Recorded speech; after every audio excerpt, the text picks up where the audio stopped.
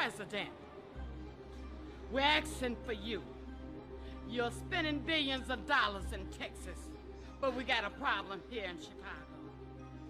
We will not stand by this here and keep letting this senseless killing and shooting happening in our community. Again, as I say, he will probably go down as the worst president ever elected.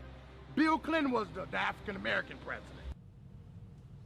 All right, folks, we continue with the panel. Criminal defense attorney Janet Johnson and columnist for the UK Telegraph and National Review, Tom Rogan. Okay, Janet, more and more we're seeing black Americans, African Americans, presumably coming forward and reacting to the proposal for almost $4 billion for these kids on the border. And they're saying, what about us?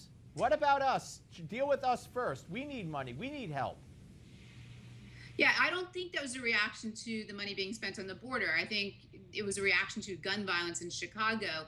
Ultimately, I think Rahm Emanuel... Just to be clear, that was both. And I could have played you a soundbite from Houston, sure, where it was specifically from a black mom about the money and the situation down at the border. So they're combining both. They're ticked off. Nothing's being done for them, but they're being done for the kids on the border. Right, but I think it's a false choice, because it isn't that money would be spent to fight gun violence in Chicago, because Congress needs to act on gun violence in Chicago, or Mayor Rahm Emanuel needs to act on gun violence in Chicago, and the president, I'm sure, would love to get that done, but hasn't been able to. He's not running for re-election, so I've been a little confused why we're quoting polls, which I've heard a lot about in the news, that he's going down as the worst president in history, and this in the week when Warren Harding's love letters came out, and I think we know he's the worst president in history. But you know, I think that's a legacy question that won't be decided now. The gun question is what people are frustrated about. The money being spent on the border isn't going to help get guns off the street. Congress has to do that. Well, all right. Okay, Tom, what about it? I don't think it's about guns that they're complaining about. I just think they're complaining about the fact that the president doesn't seem to give a darn about the plight of the kids in Chicago or Houston or black unemployment or black education, yet he's doing this for the kids on the border. We got less than a minute. Go. Yeah, what I think it speaks to is the collapse of the Democratic Party's agenda of trying to mobilize African-American voters as a totally reliable voting bloc who won't question what the actual party is doing.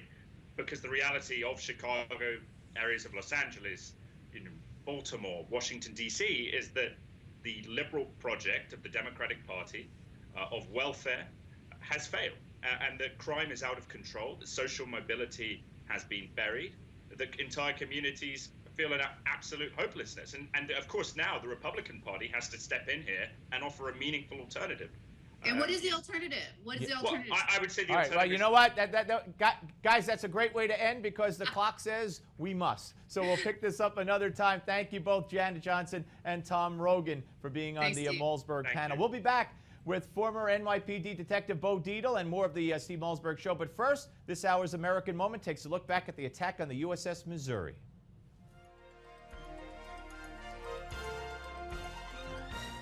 Christened on January 29, 1944, by the daughter of future President Harry S. Truman, the USS Missouri was our country's last great battleship and rapidly became the pride of the American Navy.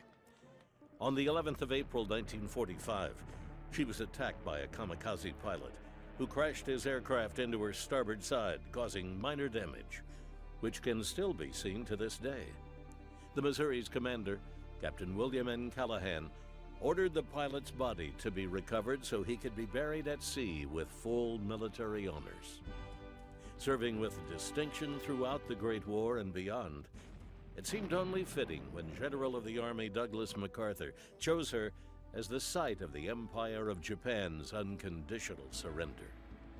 On the day of the signing, September 2nd, 1945, General MacArthur put little trust in his former adversary, so as a precaution, he ordered over 1,000 Allied combat aircraft to fill the skies over Tokyo Bay as a warning to the Japanese.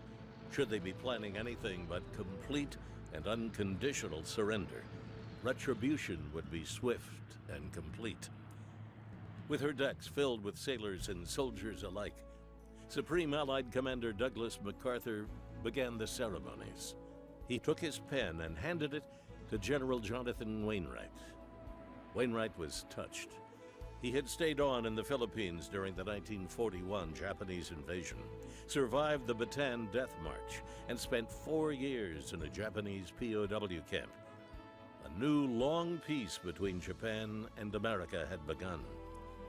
Big Mo, as she was affectionately known, permanently dropped anchor in Pearl Harbor on January 29, 1999, and opened as a museum, forever commemorating the site where America's involvement in World War II began and where it ended. For Newsmax TV, I'm Bill Curtis, and this is an American Moment.